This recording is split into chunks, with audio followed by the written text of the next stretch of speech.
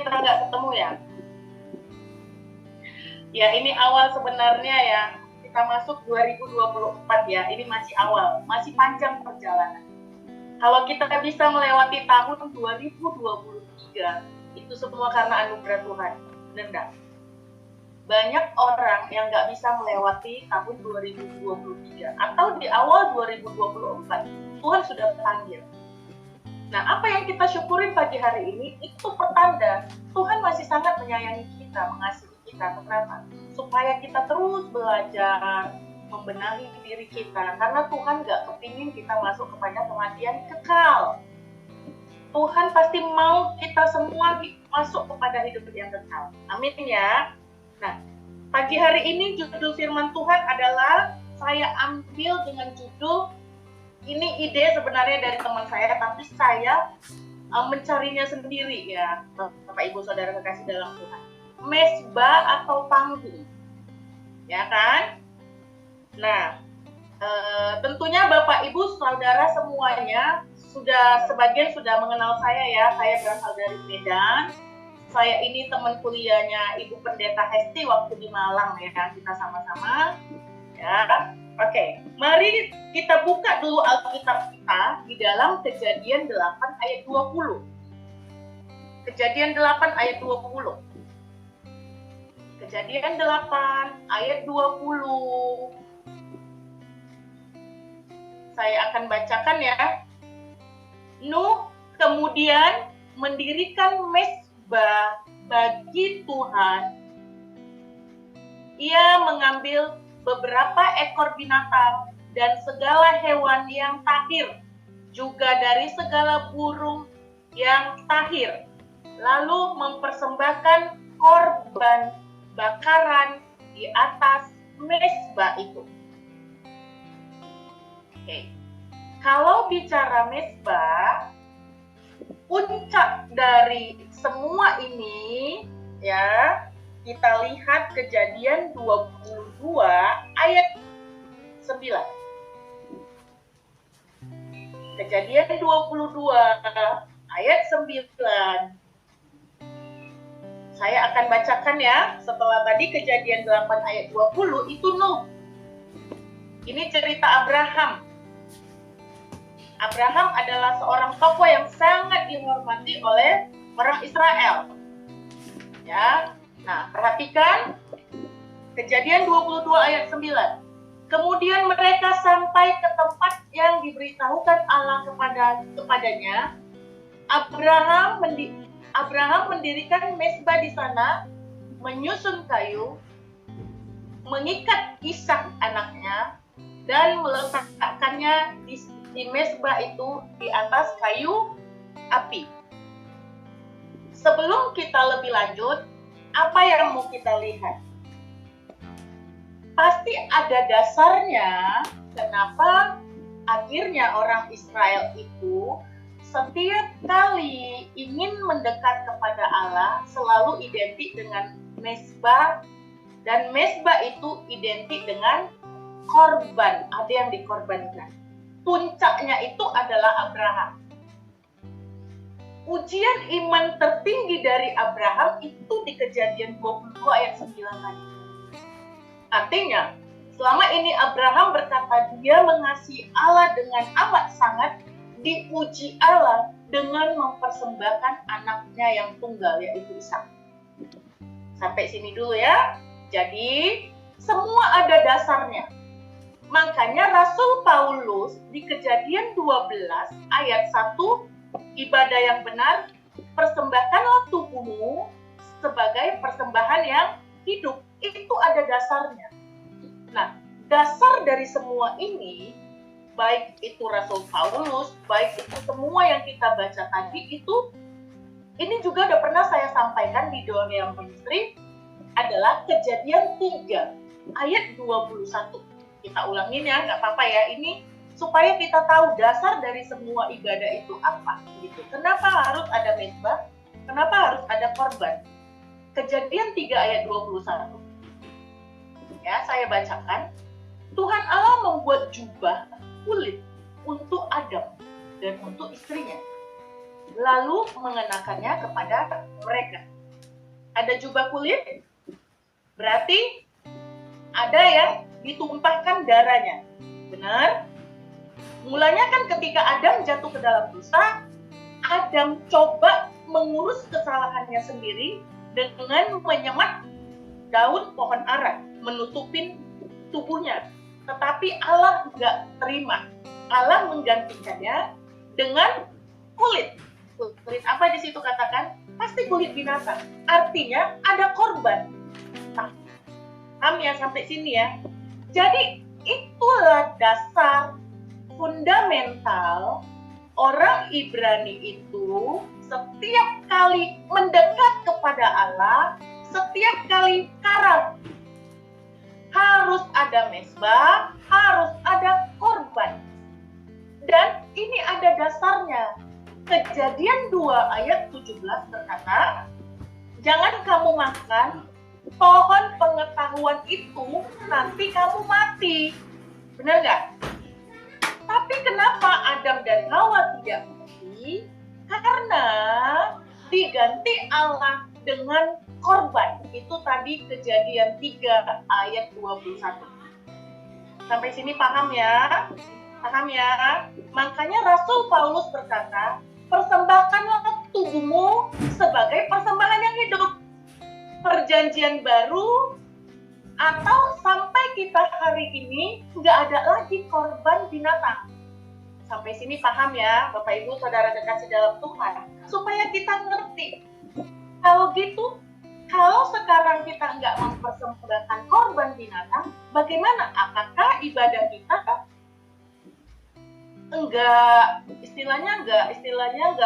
diterima Tuhan dong? Mari kita lihat ya. Belajar dari sejarah asal-usul kata, etimologi. Tadi kita belajar dari sejarah, ya, perjalanan orang Israel. Karena kita nggak bisa lepas, perjanjian baru ada, kekristenan ada, itu dari perjanjian lama, orang Israel. Ya, oke. Sekarang belajar dari asal-usul kata, etimologi. Mezbah, kata mezbah. Kata mezbah itu berasal dari misbah. Ya. Kata ini tidak bisa tidak selalu terhubung dengan kata zabak. Zabak itu artinya adalah membantai, mengorbankan, membunuh atau dibunuh, ditumpahkan darahnya. Jadi artinya mezbah itu tidak bisa dipisahkan dari kata zabak atau korban. Sampai sini paham ya, Bapak Ibu Saudara kekasih dalam Tuhan. Nah, semuanya itu tadi yang saya katakan, dasarnya itu ada di Kejadian pasal 3 ayat 21. Allah sendiri yang mengajarkan kepada mula-mula adalah umat pilihan orang Israel. Itu pasti. Ditulis oleh Musa ini, kitab Kejadian. Paham ya? Nah, kalau gitu, artinya Bapak Ibu Saudara kekasih dalam Tuhan, dari ketiga ayat ini, atau beberapa ayat, 5 ayat tadi yang kita baca, mau tidak mau, ketika kita mendekat kepada Allah, harus ada harga yang dibayar. Amin. Kenapa saya sampaikan ini? Supaya kita menjadi anak Tuhan yang berkualitas, anak Tuhan yang sesungguhnya. Mengapa saya katakan begini? Dunia tidak semakin baik. Dunia semakin meleset dan semakin jahat. Ya kan? Siapapun kita sebenarnya harus berhati-hati. Dalam arti berhati-hati, mulai harus membenahi diri. Kapan kita dipanggil Tuhan pulang? Harus bersiap, siap. Karena memang firman Tuhan berkata, manusia yang diciptakan kodratnya adalah kekal. Kejadian 2 ayat 7, ketika Allah mengembuskan nafas ke dalam hidung manusia, yang dibuat Allah jadi dari debu itu ketika dihembuskan nafas, sifatnya kan kekal. Harusnya nggak mati, nggak pernah mati. Tapi karena jatuh ke dalam dosa, Allah tetap mengasihi manusia, tubuhnya jadi debu kalau mati, tetapi roh atau manusia batinnya itulah yang kembali kepada kekekalan. Murid saya pernah bertanya kepada saya,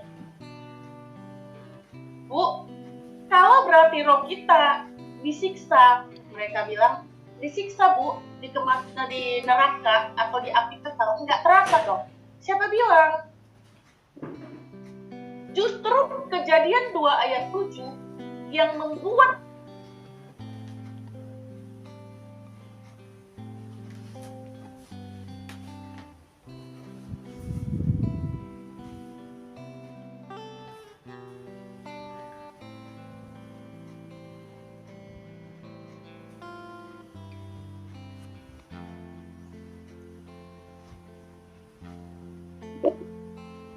sebentar ya Bapak Ibu, kelihatannya Bu Yosinya freeze. Sebentar ya.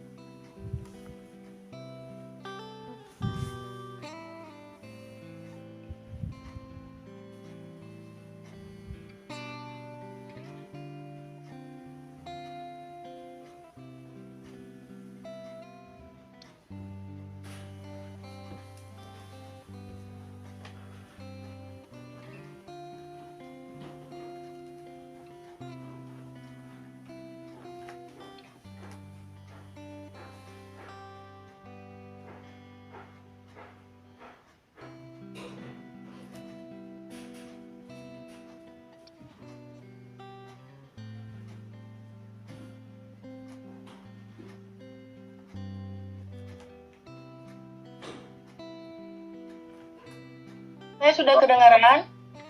Ya, Bu. Maaf, terputus ya. Oke. Ya, silakan lanjut. Iya, lanjut ya.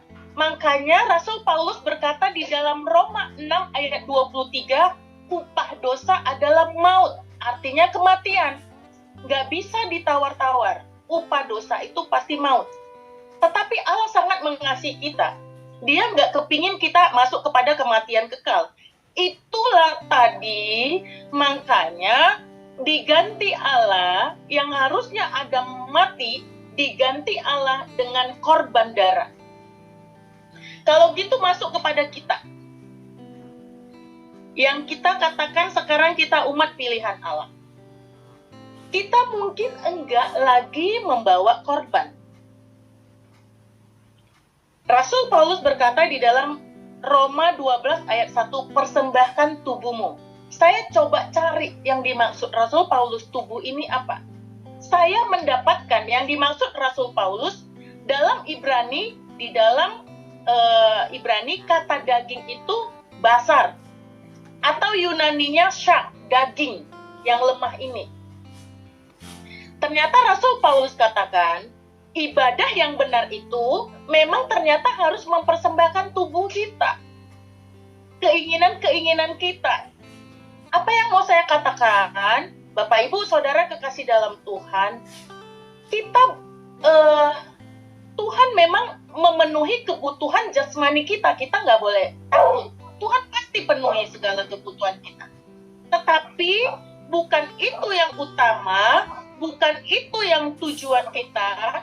Tujuan kita adalah bagaimana kita membenahi manusia batinia kita, supaya setiap mesbah, setiap lagu, setiap apapun yang kita lakukan di hadapan Tuhan, itu berkenan di hadapan Tuhan. Itulah mesbah kita.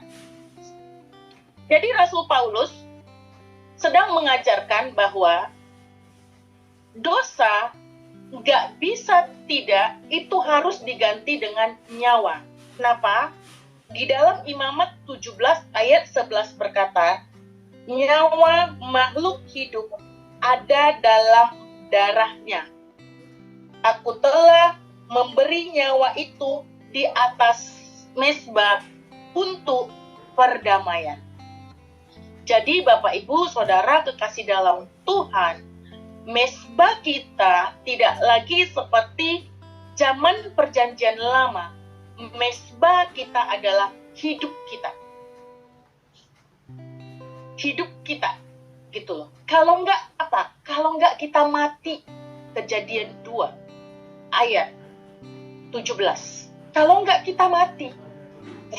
Arti mati apa? Kalau enggak kita enggak bisa masuk kepada kehidupan kekal. Amin ya, Bapak Ibu Saudara kekasih dalam Tuhan. Hutang adalah dosa yang harus dibayar. Setara dengan kematian, karena hukum dosa adalah mati. Kita buka Alkitab kita, coba di dalam Ibrani 9. Ibrani 9 ayat 22.